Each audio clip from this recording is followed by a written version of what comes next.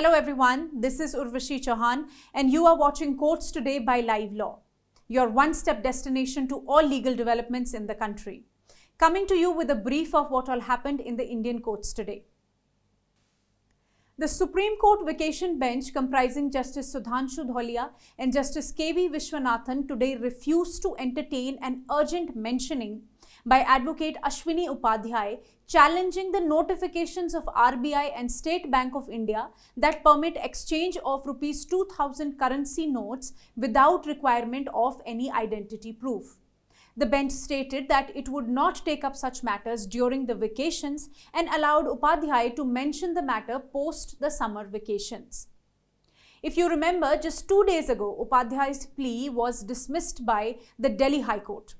While dismissing the plea, the High Court had observed that in 2016, when all Rs 500 and Rs 1000 denomination banknotes were declared to be not legal tender, the purpose of issuing the denominations of Rs 2000 banknotes was to meet the currency requirement of the economy in an expeditious manner, which had been achieved.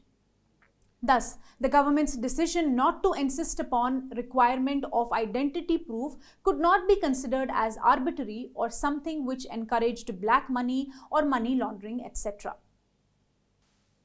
The Supreme Court has dismissed a plea which challenged an interim order of the Uttarakhand High Court which deleted certain respondents from the array of parties while issuing notice in a case. The plea before the High Court pertains to an inquiry being conducted on the orders of the Speaker of Legislative Assembly of Uttarakhand for the alleged illegal appointment of employees and officers in the Legislative Assembly between 2001 and 2002. In January this year, the High Court had issued an order deleting certain respondents while issuing notice in the plea. When the matter was taken up for hearing, the Supreme Court bench of Justices Bela Trivedi and Prashant Kumar Mishra expressed its opinion that there wasn't any need for notice to be issued to unnecessary parties. The court further stated that it is the bench's decision to issue notice to relevant parties only in public interest litigation petitions. The Delhi High Court today refused to stay investigation in the FIR registered against former BharatPe Managing Director Ashneer Grover and his wife Madhuri Jain Grover for alleged misappropriation of funds and causing loss of about 80 crore rupees to the fintech company. Justice A.J. Bhambani issued notice on the plea moved by Ashneer Grover and Madhuri Jain Grover seeking quashing of the FIR registered by Delhi Police's Economic Offences Wing on the complaint by BharatPe, as well as their application seeking stay of the investigation. The duo, in the alternative, also sought direction on the concerned investigating officer to give them advance written notice in case their custody is needed. The court refused to stay the investigation and granted liberty to adopt other remedies available to them under CRPC and other laws. The Punjab and Haryana High Court has directed the Punjab Irrigation Department to release the pensionary benefits to a widow whose husband has been missing for nearly 3 decades. The court has asked for the benefits to be released within 3 weeks or there would be a stay on disbursal of salaries of all the IS officers posted in the department. Justice Anil Kshetrapal was hearing the petition for compassionate appointment and the areas of dues payable to the petitioners. The plea was filed in consideration of the services rendered by Amarnath, who has been missing since 1993, and a civil court has granted the declaration that he has died a civil death. The Guwahati High Court has directed the Assam government to issue requisite notification for formation of public land protection cells in each district to deal with complaints pertaining to encroachments on government land. The direction was passed by the division bench of Chief Justice Sandeep Mehta and Justice Mitali Thakuria in a PIL alleging that certain individuals have illegally encroached on a plot of government land in the Sutirpur village of Nagon district, which was in possession of the Water Resource Department since the year 1955. To know in detail about the matter, you can visit the link given below. The Delhi High Court today observed that it is neither appropriate nor feasible for courts to draw any conclusion at the stage of bail of an accused as to whether a promise of marriage made to a prosecutrix was false or in bad faith.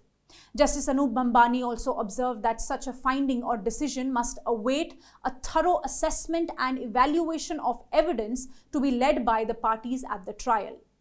The court made the observations while granting bail to a 20-year-old in a rape case registered in 2021 under sections 376 and 377 of Indian Penal Code. He was in judicial custody for about 1 year and 7 months. In another update, the Guwahati High Court has directed the state of Arunachal Pradesh to put in place a comprehensive CCTV system in all police stations across the state, with the data being monitored by a centrally located control room. The directions were passed by the court in a suo motu PIL registered following the incident of lynching of 2 accused persons to death in February 2018 after taking them out from police custody of Tezu police station in Arunachal Pradesh. The division bench of Chief Justice Sandeep Mehta and Justice Mitali Thakuria further directed the Advocate General of Assam to find out about the status of CCTV systems, if any, in respect of the police stations in Assam.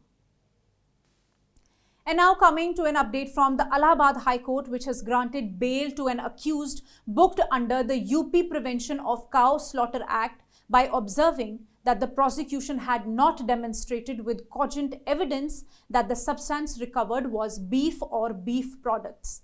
The bench of Justice Vikram D. Chauhan also said that merely possessing or carrying meat cannot amount to the sale or transport of beef or beef products as punishable under the Slaughter Act, unless it is shown by cogent and sufficient evidence that the substance recovered is beef.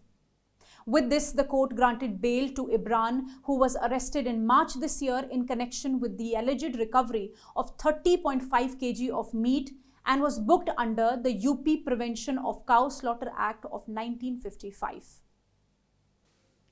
In an important development, the Madras High Court, while setting aside the conviction of a man for the offence of acid attack and house trespass, observed that the courts must be bound by legal evidence and not moral conviction. Justice V. Sivangnanam said that administration of justice in the country was founded on the principle that an accused person must be presumed to be innocent until proven guilty. In the present case, citing lack of evidence to connect the accused with the crime, the court noted that the appellant was entitled to acquittal. You can check the link given below to read the entire report on the matter. And lastly, coming to the Delhi High Court, which has dismissed a plea moved by Major General retired V.K. Singh against the FIR registered by CBI, alleging that he published some classified and secret information about Research and Analysis Wing in his book authored in 2007 after his retirement. After retiring from service, Singh in June 2007 published the book titled India's External Intelligence, Secrets of Research and Analysis Wing, that is RAW. An FIR was then registered by CBI, after which a complaint and police report were filed before the trial court in 2008. The case against Singh was initiated by a Deputy Secretary, Government of India Cabinet Secretariat. Dismissing the former RAW officer's plea, which challenged the FIR, complaint as well as the charge sheet, Justice Mukta Gupta said that it would be a matter of trial after the witnesses are examined to see whether the revelations in the book are likely to affect the sovereignty and integrity of India or the security of the state. Thank you for watching. If you wish to know more details about the cases I mentioned here, you can check the links given in the description box below. Stay ahead with quick legal updates only on Live Law. Do not forget to like, share and subscribe and support us.